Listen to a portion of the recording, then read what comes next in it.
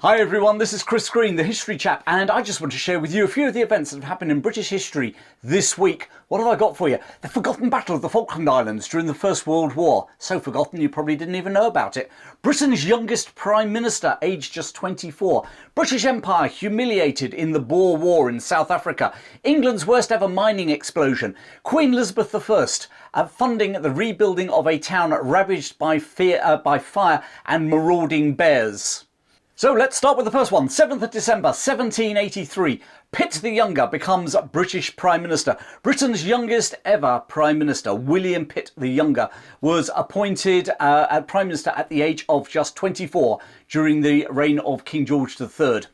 His nickname, the Younger, wasn't actually due to his age, strangely enough, but it was to differentiate him from his father, William Pitt the Elder, Earl of Chatham, who'd already been Prime Minister. So the younger Pitt was to remain Prime Minister for the next 18 years in Britain, and he led Britain through the French Revolution and the subsequent war with revolutionary France. During his premiership, he also had to deal with the United Irishman Rebellion in Ireland in 1798, the last invasion of mainland Britain, which I've done a video about, it's probably popping up about now, and the Spithead Naval Mutiny. He's not only Britain's youngest ever Prime Minister, but actually her second longest serving Prime Minister as well. Moving on, 8th of December 1914, the Battle of the Falkland Islands. During the early stages of the First World War, the German Navy's East Asia Squadron, which was based in China, was trying to sail back to Germany. And having defeated a British naval squadron off the coast of Chile, the German fleet rounded the Cape Horn at the tip of South America, whereupon their commander, Admiral Graf von Spee, decided to raid the British naval stores over in the Falkland Islands. They arrived off the British colony on the 8th of December, only to find that a British naval squadron had arrived in Port Stanley, the Falkland Islands, the day before.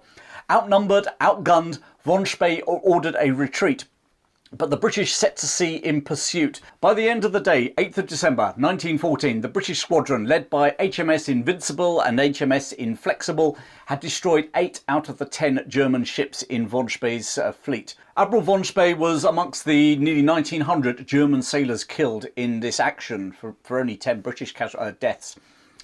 The Battle of the Falkland Islands put paid to Germany's efforts to challenge the Royal Navy's grip on the world's oceans, and it sort of restored Royal Navy's honour after the embarrassing defeat off the coast of Chile a month earlier. 9th of December 1899, the Battle of Stormberg in the Anglo-Boer War in South Africa.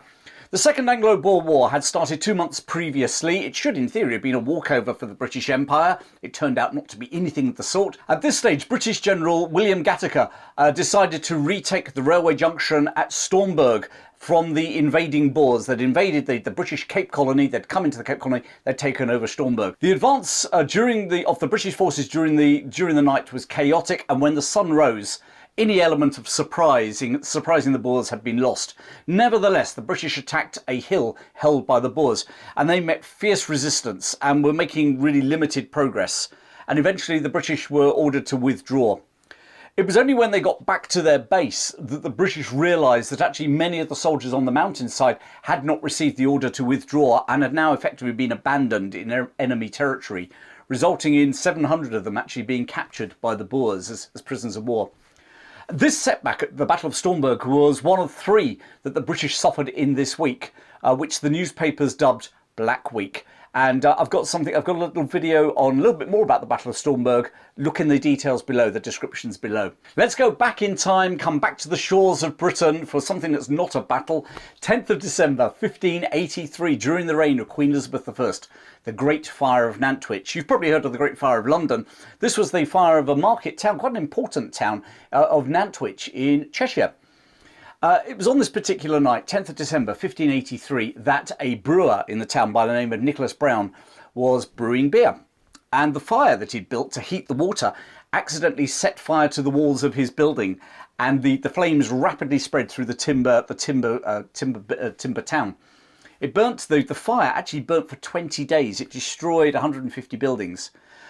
Whilst only 2 people died, 900, which is half of the town's population, were made homeless. Now, there's a great story that during the Inferno, the owner of the Bear Tavern in the town released 4 bears that he kept for bear baiting because they were a valuable commodity. And these 4 angry, frightened bears were roaming the streets of Nantwich, hampering the locals' efforts to fight a fire. You can always imagine they're all queuing up with their buckets of water, and these blinking bears came running down the road, and everyone had to run away. And of course, the fire kept burning merrily. Nantwich was an important salt-producing town at that time, and salt was an important commodity at that period of history. It was also on the route from London to Ireland, so it was a staging post, and the crossing at the river made it quite an important military town as far as any relations with Ireland were concerned. And the destruction of Nantwich so concerned Queen Elizabeth I that she ordered a national appeal for funds to rebuild the town, which actually netted about £3,300 in those days' money. The Queen herself contributed a further £1,000 from her own purse. The Queen's support was recognised by a plaque put on a building at the centre of the town, which is actually now called the Queen's Aid House, and it's still there with this plaque on it. And finally, on the 12th of December 1866, England's worst mining explosion took place at the Oaks Colliery near Barnsley, and 361 people died in 2 separate explosions. The first explosion took place at 1:20 in the afternoon. Massive explosion. It was so loud. Underground explosion. It was so loud it was heard 3 miles away. Coal and dust was blasted up the shafts, forming, so you can imagine almost like it became a massive grey cloud, almost like an atomic bomb mushroom cloud coming up out of the mine and up into the air. And it actually, this cloud, as it descended, it covered the ground up to 5 miles away with almost like black snow. 20 men were rescued from the bottom of the shaft, but they were so badly burned that only 6 of them actually survived. And rescue crews worked all through the night, but the next morning there was another explosion.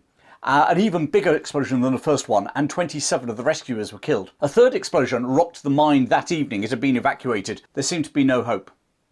And then on Friday the 14th, 2 days after the initial explosion, a signal bell was rung in shaft number 2. There was a survivor down there. Someone was ringing to them. Despite frantic shouting from the rescuers, there was no reply. So in desperation, a bottle of brandy was lowered down on a rope. And when the rope was pulled back, the bottle had gone. Eventually, they clawed away, they dug away, and they reached Samuel Brown, who was one of the rescue party from the previous day who'd been trapped by that second explosion. And he was brought to safety.